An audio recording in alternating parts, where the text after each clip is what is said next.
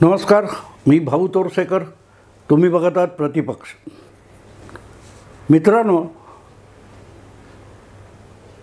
जेव्हा एखाद्या विषयातला रस संपलेला असतो आणि त्यामध्ये जीव उरलेला नसतो, तेव्हा अधिक आवेश दाखवावा लागत असतो, उसनं अवसान आणावं लागत असतं.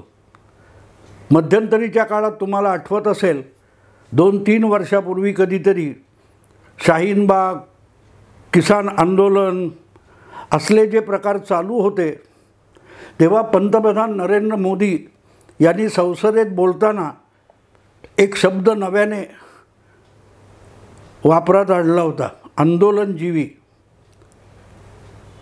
हे लोक असे असतात की आपलं अस्तित्व आपल्या कर्तृत्वाने दाखवता येत नसतं, तेव्हा त्यांना गाजावाजा करून, ओरडाआरडा करून लोकांचं लक्ष वेधून घ्यावं लागतं. आणि त्यामुळे असे लोक वेडेवाकडे चाळे करत असतात. अलीकडल्या काळात माध्यमांचा जो पसारा वाढला, मीडियाचा जो पसारा वाढला, त्यामुळे अशा लोकांना प्राधान्य मिळायला लागलं. कारण माध्यमातले, पत्रकारितेतले अनेक आळशी लोक आलेले, त्यांना बातम्या शोधणं, समजून घेणं आणि सांगणं अशक्य झाल्यामुळे रस्त्यावर कुठेही कसलाही वेडाचार करणारा माणूस असतो, तो सापडला की लगेच त्यांनी आंदोलन केलं, तो आक्रमक झाला वगैरे वगैरे रसभरीत वर्णनं करून नसलेल्या घटनेला बातमी बनवलं जातं. आणि त्यातून मग संजय राऊत, सुषमा अंधारे, जयंत पाटील, नानाभाऊ पटोले किंवा जितेंद्र आव्हाड असे नेते उदयाला येत असतात. हे फक्त आंदोलनजीवी असतात. आणि त्यामुळेच जेव्हा त्यांना खरोखर कर्तृत्व दाखवण्याची संधी येते, ती संधी साधणं त्यांना कधी जमत नाही. आणि म्हणूनच परत एकदा अपयशी व्हायचं आणि परत एकदा बांडगुळासारखं आंदोलनजीवी, परोपजीवी होऊन जगायचं. दुसरा कोणीतरी चुकला आहे, दुसऱ्या कोणीतरी समाजाचा सत्यानाश केला आहे म्हणून टाहो फोडून रडायचं. जितेंद्र आव्हाड हे अशाच सापळ्यात अडकलेले आहेत, फसलेले आहेत. आणि म्हणून विनाविलंब त्यांनी यावेळेला आपली चूक कबूल करून टाकलेली आहे. कधी शहाणपणा असतो तो यावेळेला त्यांनी केला आहे. यापूर्वी जितेंद्र आव्हाड अनेकदा संकटात सापडले, तेव्हा ते एक चूक करायचे की ते चुकलो हे मान्य करत नव्हते. यावेळेला त्यांनी पहिल्यांदाच आपली चूक मान्य केली. हा त्यांचा शहाणपणा म्हणता येईल.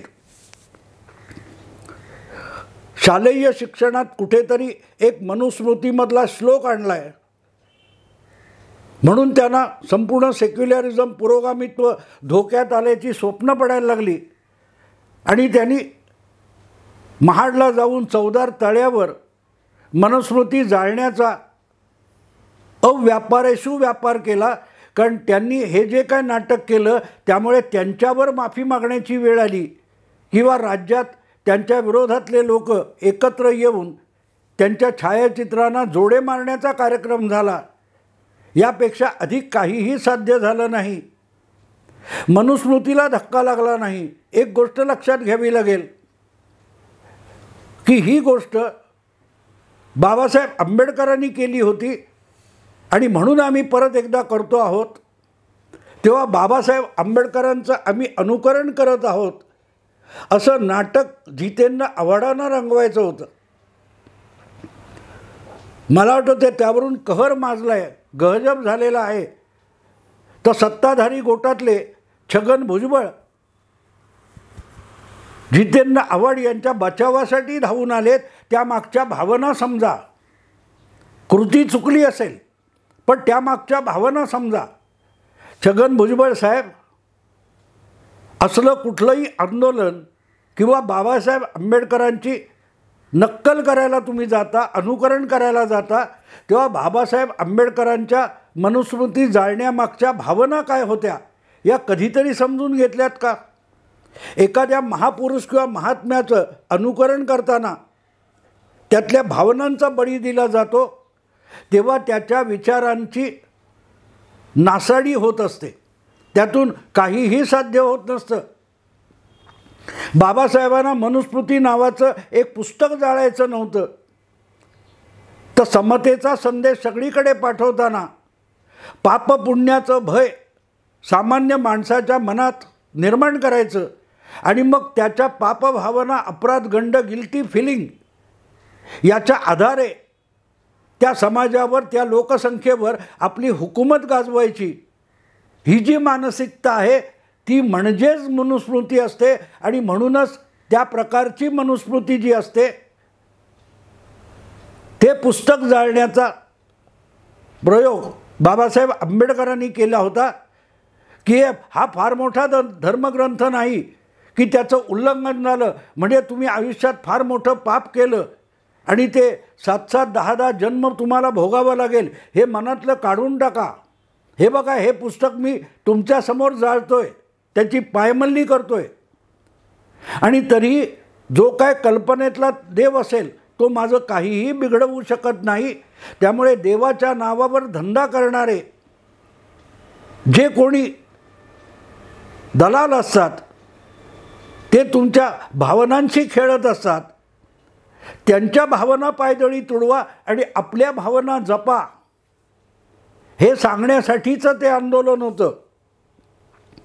तुमच्या मनामध्ये हीन भावना, अपराध गंड निर्माण करायचा आणि मग त्या अपराध गंडाच्या आधारे तुम्हाला ब्लॅकमेल करायचं. यावरच जगातले जवळपास सगळे धर्म मार्तंड जगत असतात. आणि जितेंद्र आव्हाडांपासून शरद पवारांपर्यंत सगळेच्या सगळे त्या धर्म मार्तंडांच्या पंक्तीतच बसलेले आहेत. म्हणूनच बाबासाहेब आंबेडकरांचं अनुकरण करताना खुद्द बाबासाहेबांचं छायाचित्र फाडून टाकण्याची चुकीची कृती जितेंद्र आव्हाडांकडून झाली. आंदोलन हे डोळस असलं पाहिजे. बाबासाहेबांचं आंदोलन दलित, पिछड्या आणि शूद्र समाजातल्या लोकांना डोळस करण्यासाठी होतं. जितेंद्र आव्हाड बाबासाहेबांची नक्कल करताना आणि अनुकरण करताना जर तो डोळसपणा विसरून बसले असतील तर छगन भुजबळ कुठल्या भावना जपायला निघालेले आहेत त्याचा खुलासा भुजबळांनी सुद्धा केला पाहिजे. जवळजवळ 90-100 वर्षापूर्वी कधीतरी हे 14 तळेचं आंदोलन झालं तेव्हा बाबासाहेब आंबेडकर त्या समारंभात पुढाकार घेतलेले होते. पण चिटणीस नावाच्या एका सवर्णाकडूनच बाबासाहेबांनी ती मनुस्मृतीची पुस्तिका जाळून घेतली होती. मला वाटते जवळजवळ 25 वर्षापूर्वी दलित पॅन्थरचा एक संस्थापक आणि माझा मित्र भाई संगारे याने पण त्या 14 तळ्यावर मनुस्मृती जाळण्याचा एक कार्यक्रम केला होता आणि त्यात त्याचा दुर्दैवी अंत झाला होता. काय रॉकेल ओतून काय कशा प्रकारे त्यांनी ती मनुस्मृती जाळण्याचा प्रयत्न केला आणि त्यामध्ये रॉकेलचे शिंतोडे उडालेले कपड्यावर असताना भाई संगारेला स्वतःला त्या आगीने वेढलं. अत्यंत भयंकर अवस्थेत, मरणासन्न अवस्थेत महाडहून भाई संगारेला मुंबईला आणण्यात आलं होतं. त्याच्यावर काही 8-10 दिवस उपचार झाले आणि शेवटी भाईची प्राणज्योत मालवली होती. मला आठवतं हे सगळं एवढ्यासाठी किंवा आपला वार्ताहर नावाच्या दैनिकाचा मी संपादक होतो आणि तेव्हा मी भाई संगारे याची कुठची चूक झाली हे सांगणारा अग्रलेख लिहिला होता आणि त्याचं शीर्षक मी दिलं होतं, भाईला कोणी सांगा रे. बाबासाहेबांचं अनुकरण करताना बाबासाहेबांनी जे विचार दिले, जी भूमिका दिली त्यातला आशय विसरून चालणार नाही. बाबासाहेब दलित, पिछड्या, मागासलेल्या समाजाला डोळस बनवायला चालले होते. त्यांचं आंदोलन, त्यांची भूमिका, चळवळ ही पिछड्या समाजाला डोळस बनवण्याची होती. त्या भूमिकेचं अंध अनुकरण असू शकत नाही. कुणाचा तरी द्वेष करण्यावर आधारित समतेचं आंदोलन असू शकत नाही. जितेंद्र आव्हाड यांच्यासारखी माणसं ही द्वेषाने प्रेरित झालेली असतात आणि त्यांचा द्वेष कुठल्या दुसऱ्या जातीचा असतो असं नाही, आपण कुठच्या तरी उच्च जातीत नाही याच्या वेदना त्यांना पोखरून काढत असतात आणि त्यामुळे ही द्वेषभावना अशी निर्माण होते की मूलतः ते स्वतःला कमी लेखत असतात आणि त्यामुळे त्यांना दुसरे उच्चभ्रू आहेत असं दिसतं आणि त्यातून मग हे असले प्रकार होतात. बाबासाहेबांचं छायाचित्र असलेलं पोस्टर ज्या प्रकारे फाडून टाकण्याचा उद्दामपणा जितेंद्र आव्हाड यांनी केला त्यातला उद्धटपणा हा महत्त्वाचा आहे, भावना नाही.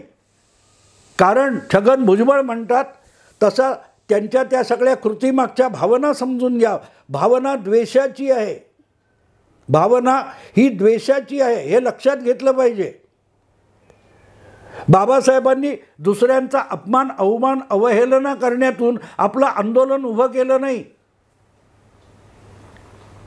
बाबासाहेब आपल्या पिछड्या समाजाला डोळस जागरूक बनवायला प्रयत्न करत होते. त्यांचं अनुकरण जर 90 वर्षांनी अंधभक्त असल्यासारखं होणार असेल की बाबासाहेबांनी मनुस्मृती जाळली आम्ही जाळू, पण तेव्हाही जाळून जर आज परत मनुस्मृती जाळावीशी वाटत असेल तर मग जितेंद्र आव्हाड असोत किंवा छगन भुजबळ असोत ते एक प्रकारे बाबासाहेब जनजागृती करण्यात कमी पडले असंच म्हणतात. कारण बाबासाहेबांचं अनुकरण म्हणणारेच अजून डोळस झालेले नसतील तर त्या सगळ्या भूमिकेचा सगळ्यात मोठा पराभव हे लोक करत असतात. कोणीतरी एका मोठ्या विचारवंताने म्हटलेलं आहे की कुठल्याही महापुरुषाचे अनुयायीच त्याच्या विचारांचं वाटोळं करून टाकतात आणि जितेंद्र आव्हाड किंवा छगन भुजबळ यासारखी माणसं त्याच पठडीतली असतात, त्याच पठडीतली असतात. म्हणून ते अनुकरण करताना विसरून गेले की आपण जो कागद फाडतोय त्याच्यावर तर बाबासाहेब आंबेडकर यांचं छायाचित्र छापलेलं आहे. अनवधानाने झालं, भावनेच्या आहारी जाऊन झालं.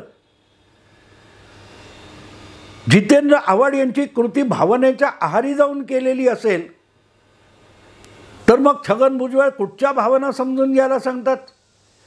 ज्या भावनांच्या आहारी जाऊन माणूस खुद्द बाबासाहेबांचा अवमान करतो त्या भावना समजून घ्यायच्या.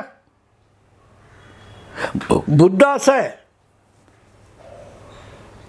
जरांगे पाटलांच्या आरक्षण आंदोलनामध्ये छगन भुजबळ हे ओबीसींचा नेता म्हणून ठामपणे उभे राहिले.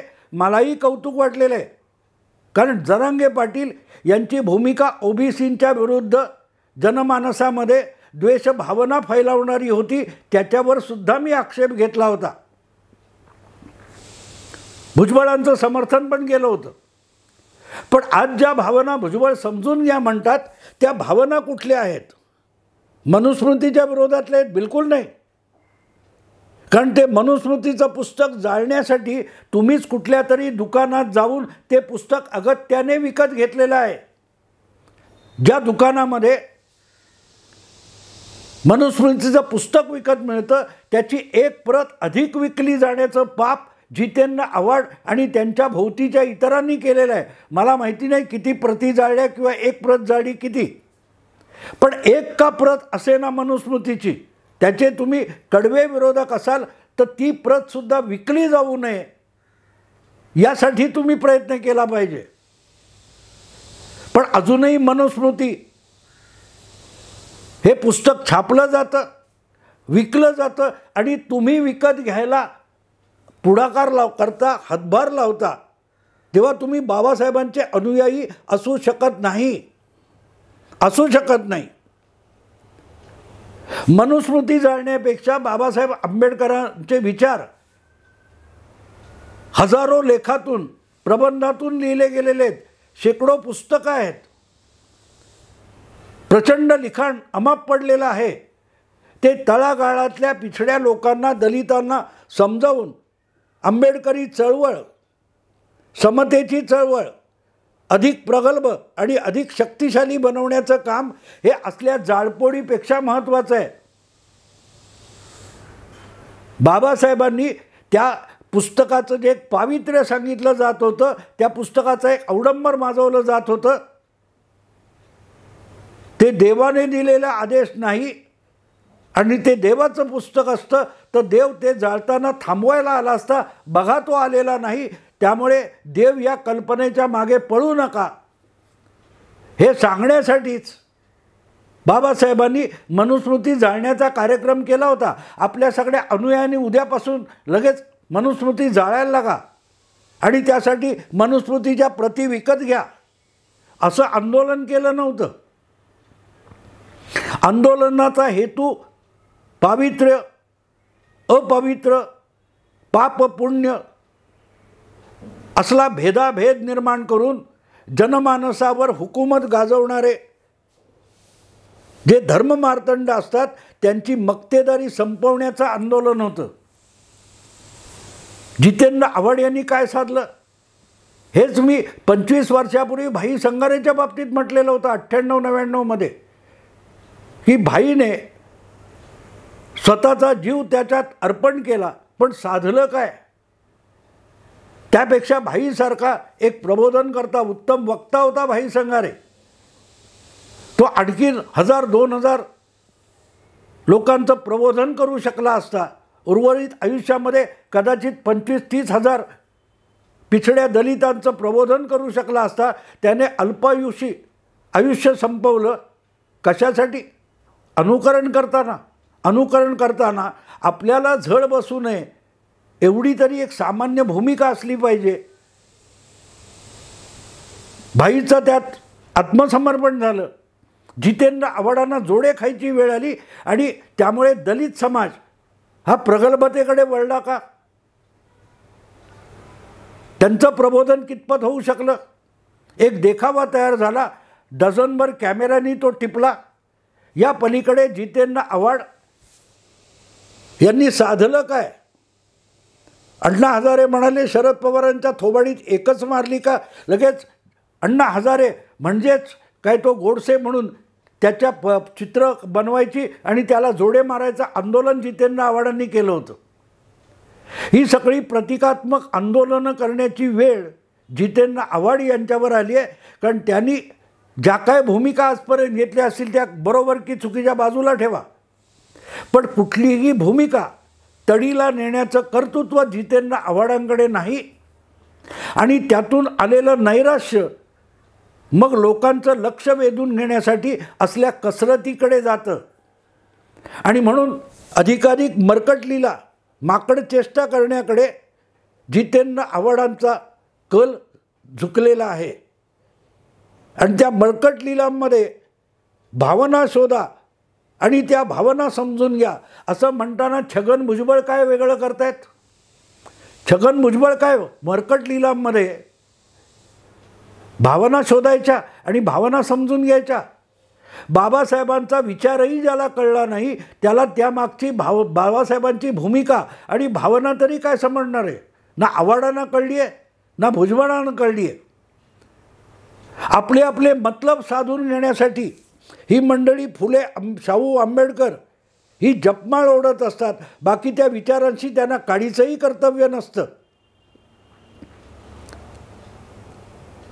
भुजबळ टुणकण उडी मारून इकडे मंत्री व्हायला आले तेव्हा शिवसेना सोडून काँग्रेसमध्ये गेले. राष्ट्रवादीतून आता भाजपच्या गोटात येऊन बसलेत. आणि परत भावना समजून घ्या. भुजबळ तुमच्या भावना कशा समजून घ्यायच्या? 90 जागा तुम्ही मागताय. हे सगळं बघितलं की लक्षात येतं की हे ढोंगी आहेत. त्यांनी मला वाटतं यदी फडके एकदा बोलले होते की अशा लोकांनी बाबासाहेब आंबेडकरांना सुटाबुटातला देव करून टाकलेला आहे. कारण देव एकदा झालं की त्या देवाची जपमाळ ओढणारा पुजारी हा आपला उदरनिर्वाह करायला लागतो.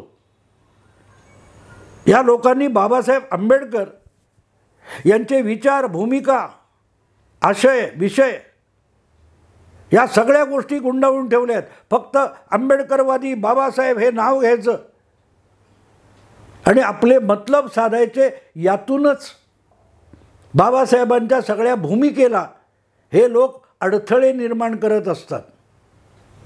जितेंद्र आव्हाड या नाटकातून बाहेर पडा आणि त्याच नाटकामुळे आज ना अजितदादांचे, ना शरद पवारांचे, ना दलितांचे, ना सवर्णांचे, तुम्ही कोणाचेच राहिला नाहीत. जिथे संधी मिळेल तिथे नाटकाचा प्रयोग करायचा. या पलीकडे जितेंद्र आव्हाड यांच्या सगळ्या राजकीय कारकिर्दीला आता अधिक अर्थ राहिलेला नाही. भुजबळांनी त्या चिकार भावना शोधाव्यात, कारण कदाचित त्यांनाही आता आपल्यातला जितेंद्र आव्हाड खुणावू लागला असेल. मित्रांनो, आता इथेच थांबतो. आवडलं लाईक करा, शेअर करा, सबस्क्राईब करा. नमस्कार.